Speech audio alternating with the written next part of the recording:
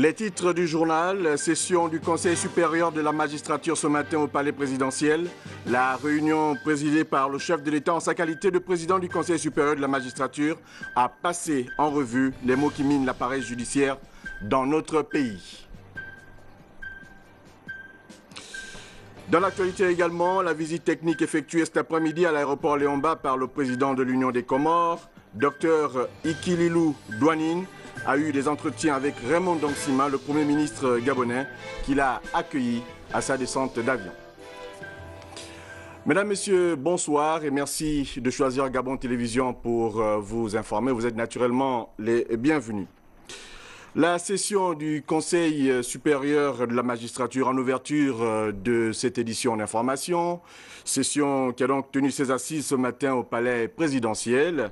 La réunion était présidée par le chef de l'État en sa qualité de président du Conseil supérieur de la magistrature. Il faut dire que là-bas, les mots qui minent l'appareil judiciaire gabonais étaient au centre des échanges.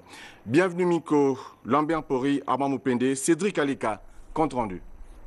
L'arrivée du président de la République donne le ton de cette session du Conseil supérieur de la magistrature.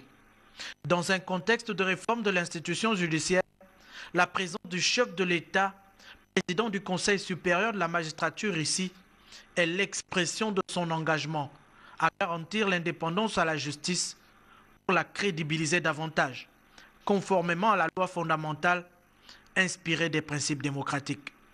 Située à équidistance de tous les pouvoirs, la justice, selon le président du Conseil supérieur de la magistrature, a le devoir de s'élever au-dessus des contingences. En cette séance particulière, autour du numéro 1 de la République, les représentants du pouvoir judiciaire revisitent le rôle fondamental et central, mais aussi l'ampleur des responsabilités qui leur incombent aujourd'hui, plus que jamais.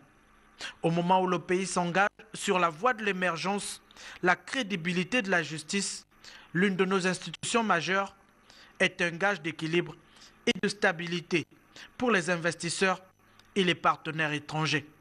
La session du palais présidentiel intègre donc le processus de modernisation d'une institution au service de la nation et de tous, sans distinction, au nom du peuple gabonais et des valeurs essentielles qui sous-tendent un état de droit. Retenez que le communiqué final ayant donc sanctionné les travaux de cette session du Conseil supérieur de la magistrature vous sera proposé au cours de nos programmes de la soirée. Comme annoncé hier, nous revisitons donc ce soir l'histoire récente de notre pays par devoir de mémoire, pour instruire, nous vous le disions déjà hier, les jeunes générations. À ce propos, la rédaction de Gabon Télévision revient sur l'éloge que Jean Yéguindon, actuellement dans l'opposition gabonaise, faisait de l'autorité de l'État à l'époque où il occupait, vous le savez bien, la primature. Un discours qui tranche avec la posture de défiance affichée aujourd'hui par les leaders de l'ex-Union nationale. Nous l'écoutons. Me trouvant dans une salle composée des agents de commandement, je voudrais profiter de l'occasion et vous-même, Monsieur le ministre de l'Intérieur, vous en parlez régulièrement, à juste raison. Je voudrais demander au gouverneur d'être les relais de l'esprit de l'après 1er décembre 2007 dans notre pays, en commençant par restaurer, comme nous le disons tous les jours, un peu comme une rengaine, l'autorité de l'État. Là où je me situe aujourd'hui, j'observe que l'État, soit on ne sait pas ce que c'est, soit on le foule délibérément du pied, soit il y a autre chose que j'ignore. Donc vous qui êtes des agents de commandement, l'autorité de l'État. Je ne dis pas d'être dictateur. Je dis d'exercer l'autorité qui est reconnue par nous-mêmes. Lorsque nous choisissons le président de la République, nous lui conférons légitimement l'autorité qu'il délègue à tous ses collaborateurs, en commençant par le Premier ministre. Je dis d'exercer l'autorité qui est reconnue par nous-mêmes. Lorsque nous choisissons le président de la République, nous lui conférons légitimement l'autorité qu'il délègue à tous ses collaborateurs et les ministres, vous les gouverneurs, les préfets. Nous donnons l'autorité aux élus locaux, l'autorité de l'État, sans laquelle nous ne pouvons pas développer le pays. Il ne s'agit pas de préconiser la dictature. Il faut pratiquer la discipline, la rigueur, le sérieux. Messieurs les gouverneurs, lorsque, comme chacun le sait, le ministre de l'Intérieur est l'autorité de tutelle des collectivités locales. Il ne s'agit pas de M. Mbaobam, tuteur de M. Hiro. Il s'agit du ministre de l'Intérieur qui a le pouvoir de tutelle sur les collectivités locales. C'est impersonnel. Bien sûr, l'autorité est incarnée par quelqu'un. Il faut voir l'institution à travers l'individu et non pas d'abord voir l'individu. C'est aussi une manière de se conformer à l'autorité de l'État. Jean Yeguindong, à l'époque Premier ministre, un discours, comme vous l'avez constaté, qui tranche avec la posture de défiance affichée aujourd'hui par les leaders de l'ex-Union nationale. Dans l'actualité également, la visite technique effectuée cet après-midi à Libreville, notamment à l'aéroport Léomba, par le président de l'Union des Comores, Dr Ikililou Douanine, a eu des entretiens avec Raymond Dongsima, le Premier ministre gabonais, à sa descente d'avion à l'aéroport international Léomba. Le compte-rendu de cette activité avec Claudette Eoré-Richon et Olivier Antonio, presse primature. À Malabo, en Guinée équatoriale, le docteur Ikililou Douanine, président de l'Union des Comores, a été accueilli à l'aéroport de Libreville par le Premier ministre chef du gouvernement Raymond Dongsima, en lieu et place du chef de l'État Ali Bongo Ondimba empêché. Cette escale technique du numéro 1 de l'archipel comorien a duré 1 heure d'horloge, dont 60 minutes d'échange dans le salon d'honneur entre les deux personnalités.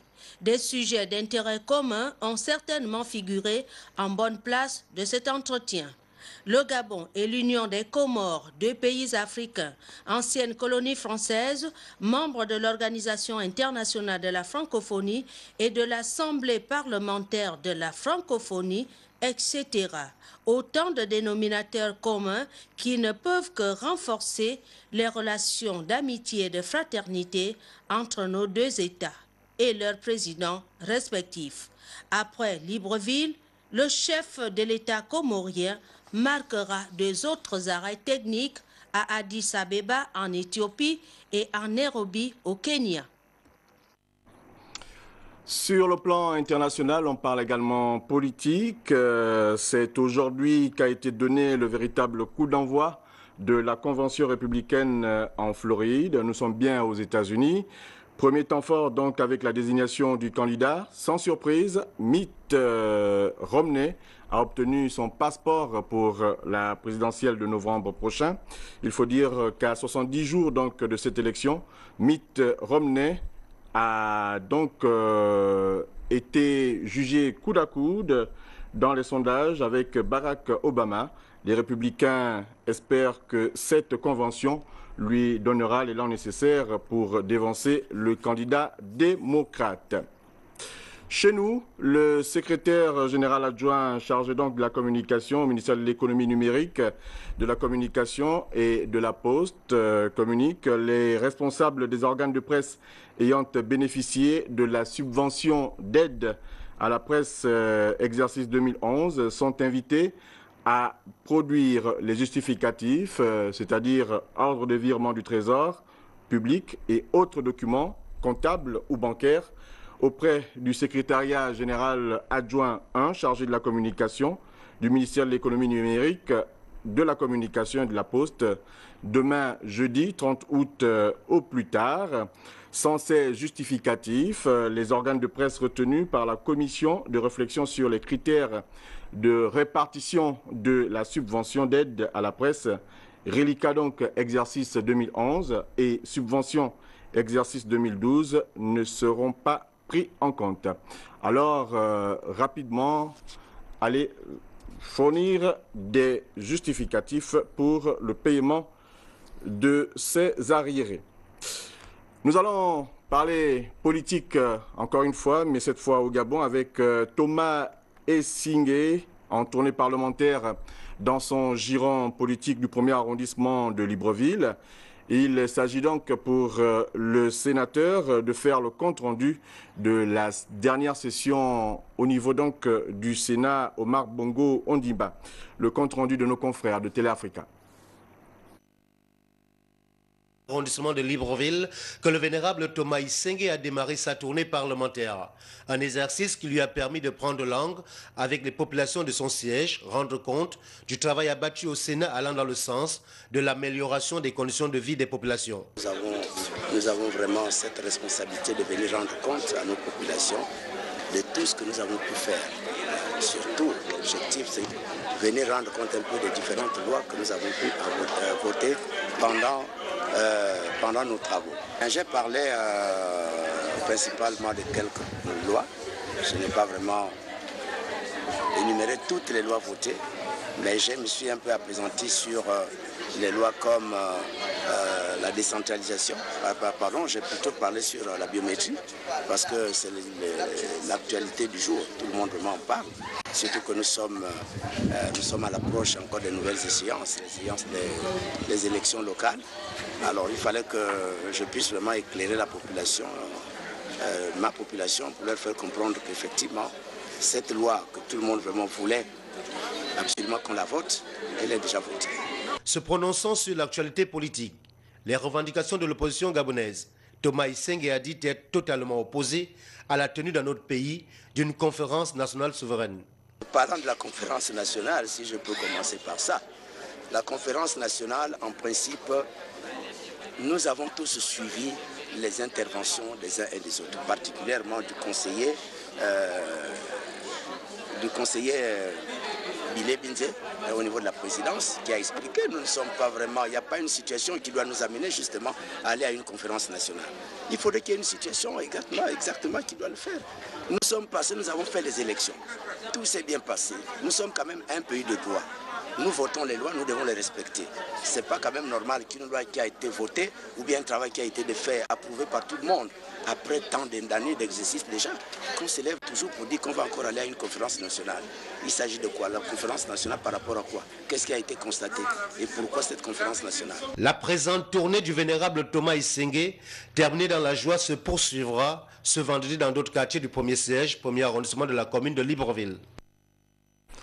Profitant de l'intercession parlementaire, le député du deuxième siège du département de l'Okano, dans la province du Wellington, Jean-Léonard Ngema-Ondo, vient de boucler sa tournée politique dans son fief.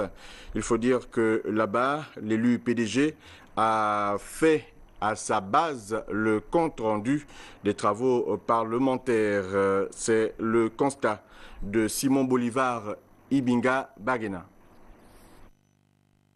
Edo Alang et Sabam, Mendouma et Songville dans le canton d'Oum ont constitué la première étape de la tournée politique du député Jean-Léonard Ngema-Ondo. En vacances parlementaires, l'élu du deuxième siège de l'Okano tenait à faire le point au sien de la marche politique du pays. J'ai demandé à toutes les populations dans chaque village de s'inscrire, de tout faire pour être au rendez-vous de ce grand bond démocratique, ce grand bond de la transparence que nous allons faire avec cette question de la biométrie. J'ai également insisté sur la question de la protection de la veuve et de l'enfant orphelin. Cette question a été débattue à l'Assemblée nationale.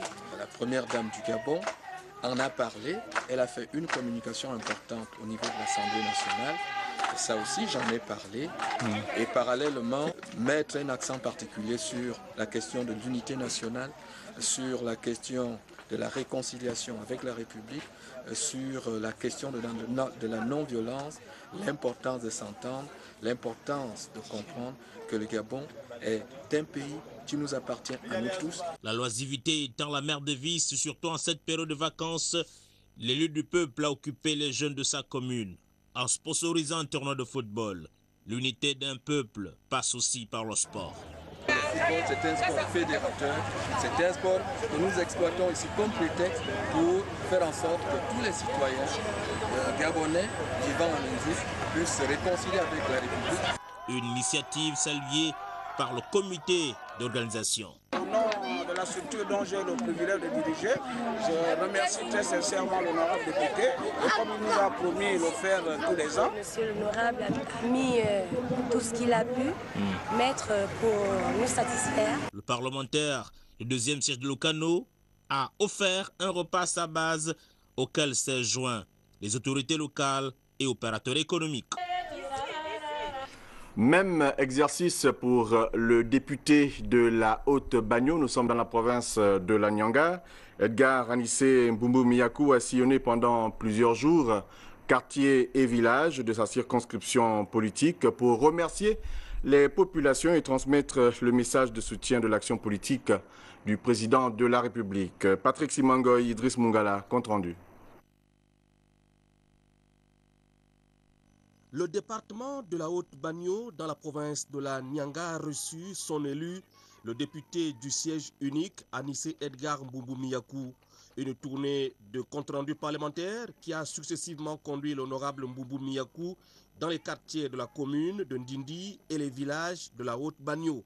Du centre-ville de Ndindi au quartier Minkumi, Talo Nzambi, Nienzi Mogo, en passant par les villages Malembe, Rinanzala, Tia, Yoyo, Chianzi et Pekadouze, l'honorable Anissé Edgar Mbumbu Miyakou a usé de son expérience de député pour restituer le travail parlementaire au cours de la dernière session dite des lois.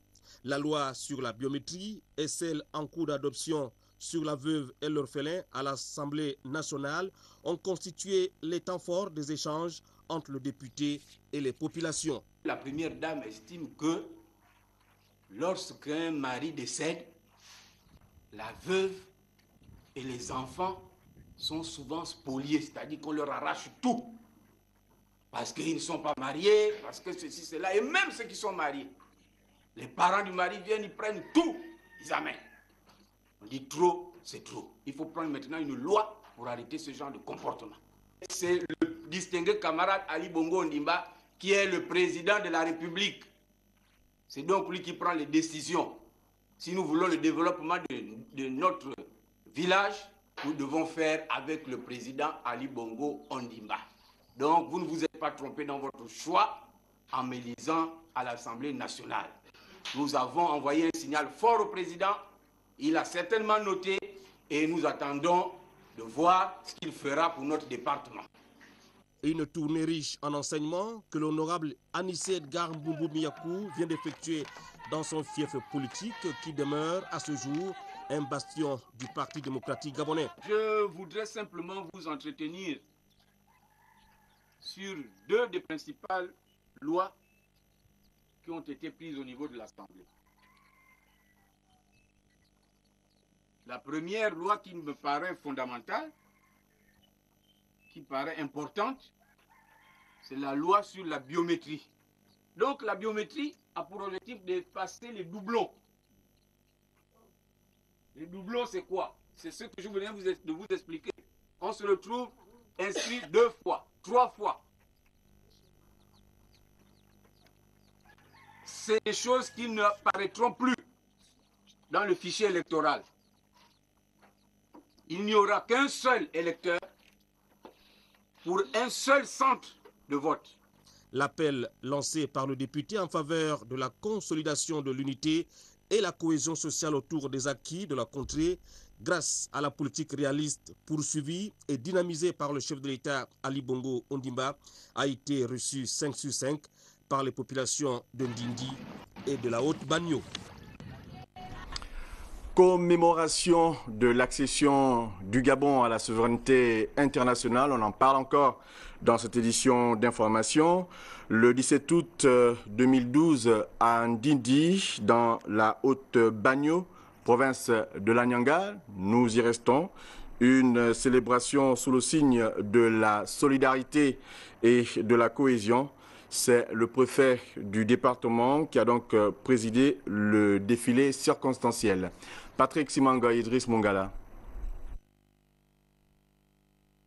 Jour mémorable pour les Gabonais, le 17 août à Ndindi a été vécu cette année par les populations dans la communion et la solidarité autour du préfet de la Haute-Banio, Jean-Marie Maniaga. Les autorités administratives et politiques, dont le maire de Ndindi, Désiré Panzou Bongo, et le député de la Haute-Banio, Anissé Edgar Mboumiakou, qui avait pris place à la tribune officielle dès les premières heures de la matinée, ont ensuite assisté à un défilé digne de ce nom. Toutes les couches vives de Ndindi et du département de la Haute-Banio ont voulu encore cette année marquer d'une pierre blanche la commémoration des 52 ans d'accession du Gabon à la souveraineté internationale, révélant à tous et à chacun les progrès réalisés après plus de 5 décennies de marche vers le développement. La jeune commune de Ndindi regorge en effet de quelques infrastructures collectives qui ne demandent qu'à être renforcées. Ici, à Ndindi, comme on le voit, tous les ingrédients ont été réunis afin de permettre à tous de passer une belle fête. Le rendez-vous a été pris pour le 17 août 2013.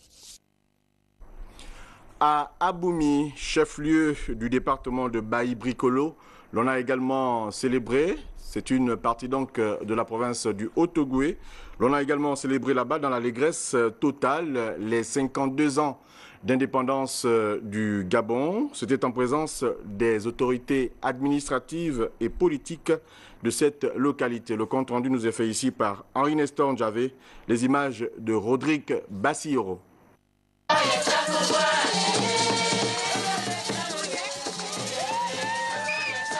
Chaude ambiance, rythme de tiroir et allégresse générale, tous les ingrédients étaient récemment réunis à Aboumi, chef-lieu du département de Baï-Bricolo, pour une célébration qui se voulait conviviale et récréative à l'occasion de la célébration du 52e anniversaire de l'accession du Gabon à la souveraineté nationale.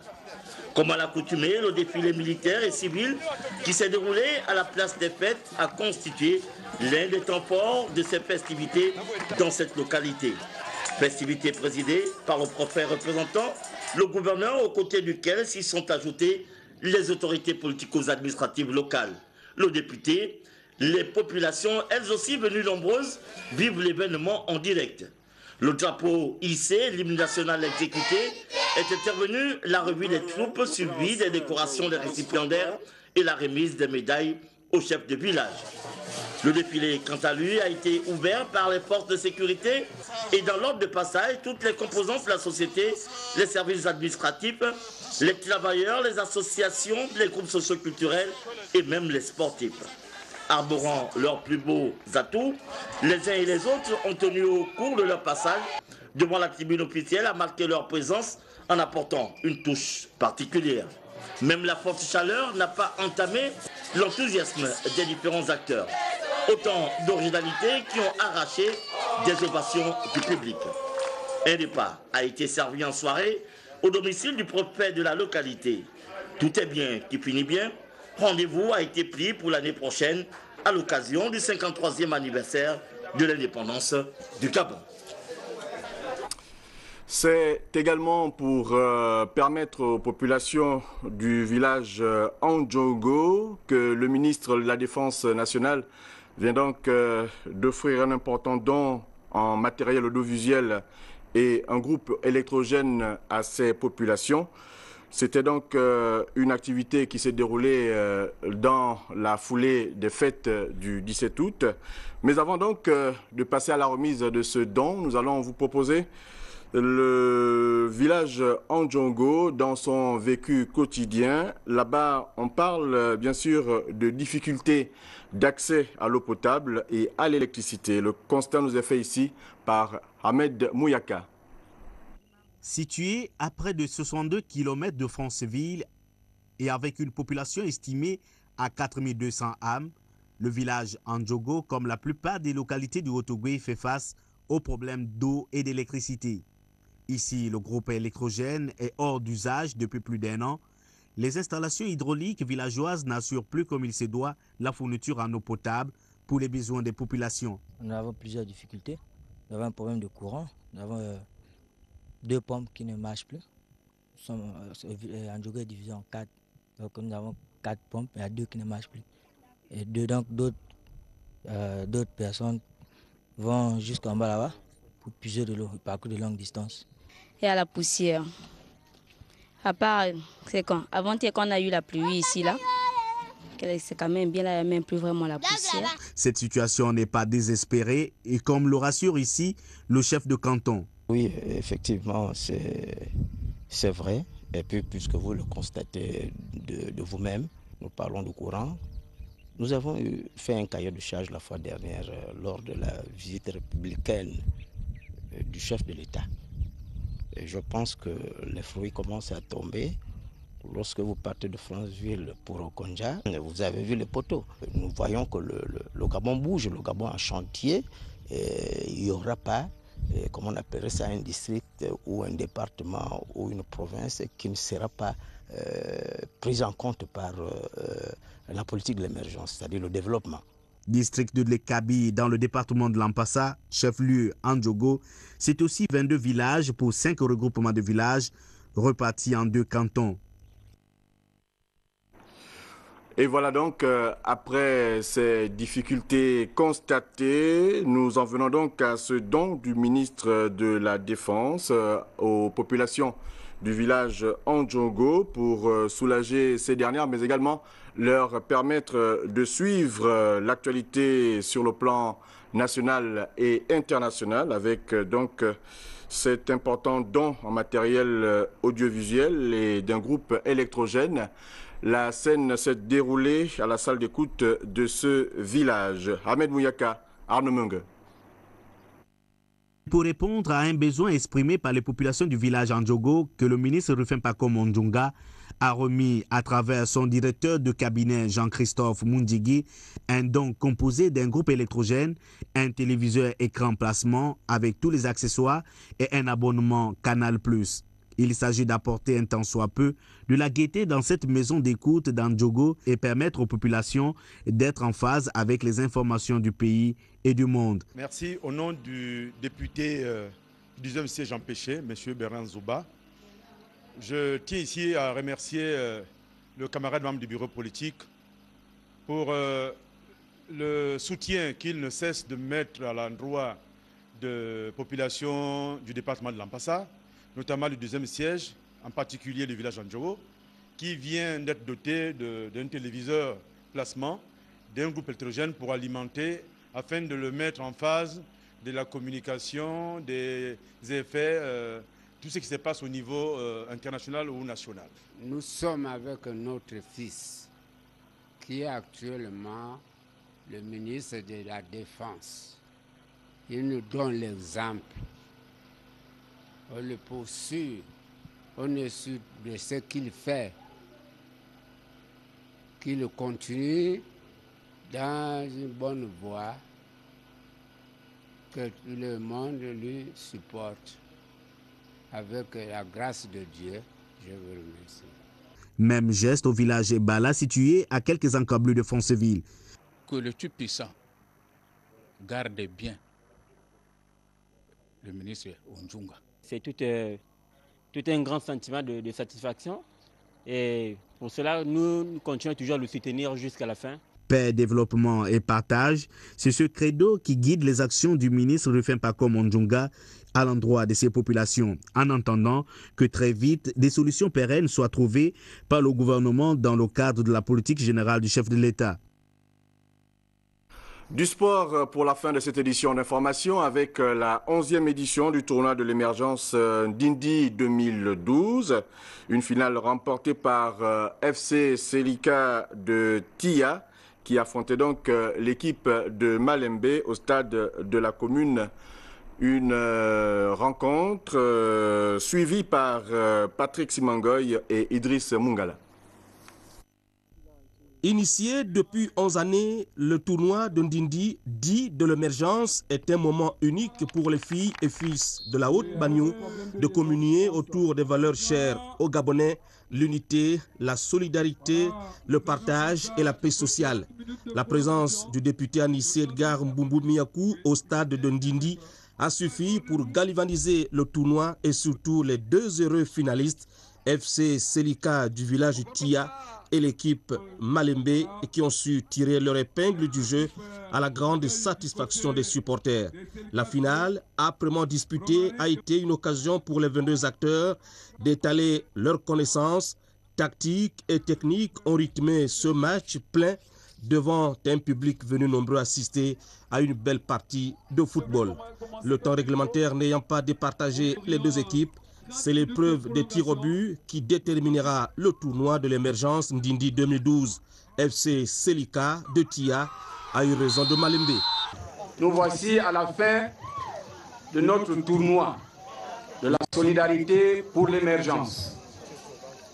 L'équipe de Tia vient de remporter brillamment cette compétition et j'ai le plaisir de remettre au capitaine de cette équipe le trophée de ce tournoi qu'ils viennent de remporter avec tous les compliments du président d'honneur que je suis, mais surtout du sponsor général, son Excellence Antoine de Badou Oumoumiakou. Le tournoi de l'émergence Ndindi 2012, dans sa 11e édition, aura duré près de 3 semaines. Cette année, 8 équipes ont pris part à la compétition. Plusieurs innovations ont été démises. Tous les participants, le public et le comité d'organisation se sont séparés sur une note de satisfaction générale, espérant se retrouver en 2013.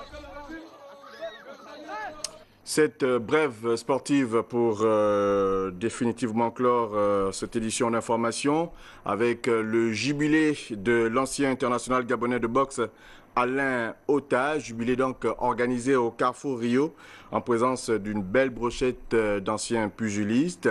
Demain, au cours de notre édition d'information, nous y reviendrons avec force et vigueur. Retenez également pour le programme de la soirée, la tenue aujourd'hui de la session du Conseil supérieur de la magistrature au palais présidentiel, la réunion présidée par le chef de l'État en sa qualité de président donc du Conseil supérieur de la magistrature. Le communiqué final vous sera proposé au cours de nos programmes de la soirée. Avec moi pour cette édition d'information, Tanguy Tsaka, Léger Mavioga, Paul Bikoukou, Victor Mundunga, Jean de Dieu Mambundu. On n'oublie pas bien sûr à la réalisation Emmanuel Bekui, coordination. Nous avions donc tous nos éléments ici présents, sans oublier bien sûr la réalisation de Don Philippe Mba. Merci d'avoir regardé le journal. À demain, 20h.